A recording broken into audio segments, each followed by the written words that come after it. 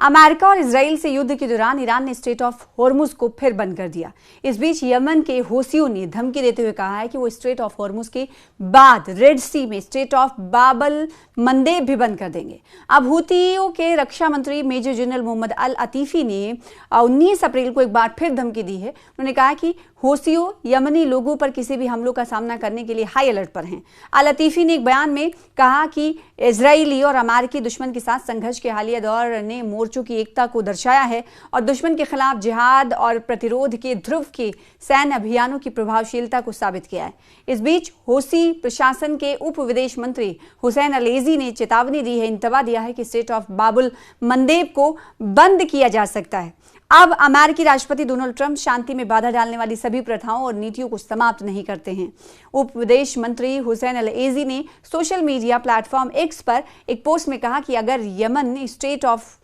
बाबुल मंदेब को बंद करने का फैसला करता है तो पूरी मानव जाति और इसे खोलने में पूरी तरह से असमर्थ होंगे। उन्होंने आगे कहा कि इसलिए कि ट्रंप और सहयोगी दुनिया के लिए सबसे अच्छा है कि वो तुरंत उन सभी प्रथाओं और नीतियों को समाप्त करें जो शांति में बाधा डालती हैं और हमारे लोगों और राष्ट्र के अधिकारों के प्रति आवश्यक सम्मान दिखाएं। स्ट्रेट ऑफ बाबुल मंदेब रेड सी को अदन की खाड़ी से जोड़ता है और ये एक प्रमुख शिपिंग चेक पॉइंट है जो समुद्री यातायात को स्वेज नहर के ओर निर्देशित करता है। अपने सबसे संकरे बिंदु पर यह 29 किलोमीटर यानी 18 मील चौड़ा है जो आने और जाने वाले जहाज़ों के लिए यातायात को 2 चैनलों तक सीमित करता है। ये वैश्विक समुद्री माल ढुलाई के लिए दुनिया के सबसे महत्वपूर्ण मार्गों में से एक है और ख़ास तौर पर खाड़ी से भूमध्य सागर तक कच्चे तेल और अन्य ईंधनों के साथ ही एशिया जाने वाले सामानों के लिए, जिसमें रूसी तेल भी शामिल है। इससे पहले 28 मार्च को यमन से इजराइल की ओर एक मिसाइल दागी गई थी। इजराइल रक्षा बलों यानी IDF के मुताबिक ये हमला ऑपरेशन रोरिंग लायन शुरू होने के 1 महीने बाद हूथी विद्रोहियों द्वारा किया गया पहला हमला था। तो इस तरीके से आप देख सकते हैं और ये अंदाज़ा लगा सकते हैं कि किस तरीके से पहले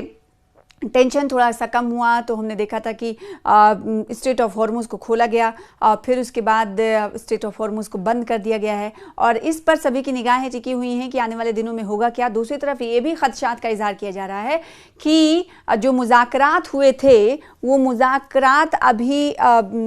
ठंडे बस्ते में जाते हुए दिखाई दे रहे हैं और जंग के खदशात में इजाफा होता हुआ दिखाई दे रहा है। और सवाल ये उठता है कि 14 दिनों का जो जंग बंदी यानी सीज़ फायर लागू है वो क्या सीज़ फायर के वक्त के पूरे होने से पहले कुछ अच्छी खबर सुनने को मिल सकती है या नहीं। लेकिन खदशात ये जाहिर किए जा रहे हैं कि 14 दिनों का जो जंग बंदी यानी सीज़ फायर जो लागू है उसमें अब बहुत ज़्यादा इम्कान नहीं दिखाई दे रहा है कि अब हालात ठीक होंगे, क्योंकि जब स्ट्रेट ऑफ हॉर्मुज खुल गया था तो उस वक्त लग रहा था कि अब शायद हालात नॉर्मल हों और दोनों देशों के दरमियान यानी अमेरिका और ईरान के बीच जो बातचीत चल रही है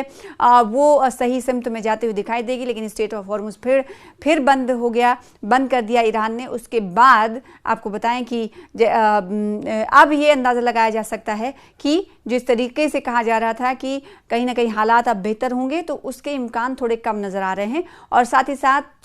ये जाहिर हो रहा है इस बात से कि हो सकता है जो हालात हैं वो मज़ीद कशीदा हों, क्योंकि स्ट्रेट ऑफ हॉर्मुज जब खुला था तब जो जानकार हैं वो जानकारों के मुताबिक कि स्ट्रेट ऑफ हॉर्मुज के खोले जाने से जो दोनों ममालिक हैं उनके दरमियान जो कशीदगी है वो थोड़ी कम हुई है और पाकिस्तान के मीडिएशन के बाद ऐसा लगने लगा था कि दोनों के दरमियान कुछ हद तक बात बनती हुई नज़र आ रही है। लेकिन स्ट्रेट ऑफ हॉर्मुज फिर से बंद कर दिया गया है। ऐसे में ये सवाल उठ रहा है कि जो इस्लामाबाद में बातचीत हुई थी उसका क्या खातिर खा बहुत हद तक कोई सल्यूशन निकलता हुआ दिखाई दे रहा है या नहीं, ये जानकार कई तरह के सवाल खड़े कर रहे हैं। तो दूसरी तरफ आपको बताएं कि हूथियों की तरफ से एक चेतावनी दी गई है, एक अलर्ट दिया गया पोटेंशियल अटैक के हवाले से कि अमेरिका और इजराइल से युद्ध के दौरान ईरान ने स्ट्रेट ऑफ हॉर्मुज को बंद कर दिया था। आपको मालूम है, जैसा कि अब से कुछ देर पहले हमने आपको बताया। तो इस बीच बड़ी धमकी कहीं ना कहीं हूथियों की तरफ से दी गई है। कहा गया कि स्ट्रेट ऑफ हॉर्मुज तो हॉर्मुज ही है, स्ट्रेट ऑफ हॉर्मुज के हवाले से ईरान तो फैसला ले ही रहा है, लेकिन हूथियों ने एक कदम और आगे बढ़ते हुए कहा है कि रेड सी में स्ट्रेट ऑफ बाबुल मंदेब भी है, वो हम हम बंद कर देंगे। अब सवाल ये उठ रहा है कि जिस तरीके से दुनिया की नज़र इन दोनों ममालिक के दरमियान सीज फायर पर टिकी हुई कि आने वाले दिनों में ये सीज फायर और आगे बढ़ता है या नहीं, और दूसरी तरफ ये कि 14 दिनों का जो सीज फायर उसमें चंद दिन ही बाकी रह गए हैं, क्या उससे पहले कोई और फैसला अहम हो सकता है। दूसरी तरफ हम ये जानते हैं कि पाकिस्तान लगातार कोशिशें कर रहा है, मीडिएशन कर रहा है। मीडिएटर पाकिस्तान के अब हमने देखा है कि उनके मंदुबीन कई ममालिक का दौरा भी कर रहे हैं। ऐसे में सवाल उठ रहा है कि जो अमेरिका और ईरान के दरमियान इस वक्त सीज फायर लागू है, क्या वो आने वाले दिनों में आगे और बढ़ेगा या फिर हालात और ज़्यादा ख़राब होते हुए दिखाई देंगे, क्योंकि कई ऐसे रिपोर्ट्स हैं वो ये बता रहे हैं कि मौजूदा वक्त में जिस तरीके से सीज फायर लागू है, लेकिन अमेरिका की तरफ से जो कहा जा रहा है कि यूरेनियम इनरिचमेंट का कोई हक नहीं रखता ईरान, और उस पर हमने देखा कि ईरानी सदर मसूद पेज़ेश्कियान की तरफ से एक धमकी भरे अल्फाज में कहा गया कि कोई हक अमेरिका नहीं रखता जौहरी हथियार को बनाने को लेकर ईरान, क्योंकि ईरान अपने पैरों पर खड़ा होना चाहता है और अमेरिका की धमकी को बार बार वो कुचल देगा। और मौजूदा वक्त में जो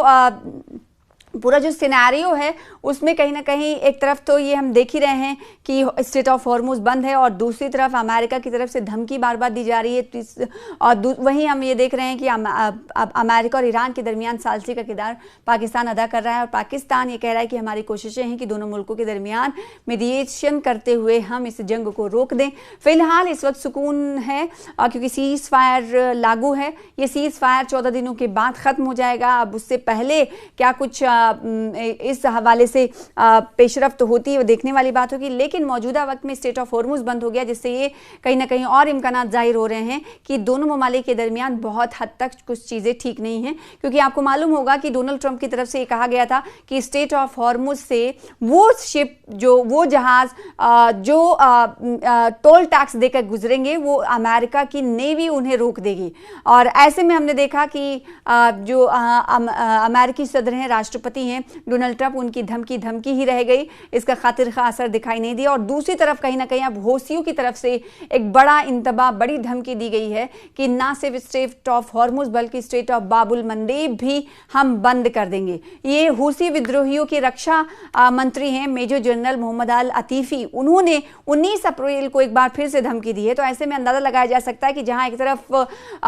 कोशिश की गई है पूरी तरीके से कि स्ट्रेट ऑफ हॉर्मुज को हम बंद रखेंगे, और इस कहीं ना कहीं ईरान अपनी छाप छोड़ रहा है और उस छाप को गहराता हुआ दिखाई दे रहा है। तो कहीं उधर ईरान के साथ हौसी भी खड़े होते दिखाई दे रहे हैं कि अगर इस हवाले से और ईरान पर धमकी आमेज अल्फाज का इस्तेमाल किया जाता है तो पीछे हटने वाले नहीं हैं। रेड सी में बाबुल मंदेब को भी वो निशाना बना सकते हैं। यमनी लोगों पर किसी भी हमले का सामना करने के लिए हाई अलर्ट पर हौसी हैं, ये कहना है रक्षा मंत्री का। अल लतीफी ने एक बयान में कहा है कि जो जियोनिस्ट हैं और अमेरिकी दुश्मन के साथ संघर्ष के हालिया दौर ने मोर्चों की एकता को दर्शाया है और दुश्मन के खिलाफ जिहाद और प्रतिरोध के ध्रुव के सैन्य अभियानों की प्रभावशीलता को साबित किया है। इस बीच हौसियों के उप विदेश मंत्री हुसैन अल एजी ने चेतावनी दी है कि स्ट्रेट ऑफ बाबुल मंदेब, जैसा कि हमने आपको अब से कुछ देर पहले बताया कि स्ट्रेट ऑफ बाबुल मंदेब को बंद किया जा सकता है, यानी हौसी भी धमकी दे रहे हैं। ऐसे में ईरान का पक्ष जो है मजबूत होते हुए दिखाई दे रहा है, लेकिन सवाल ये उठता है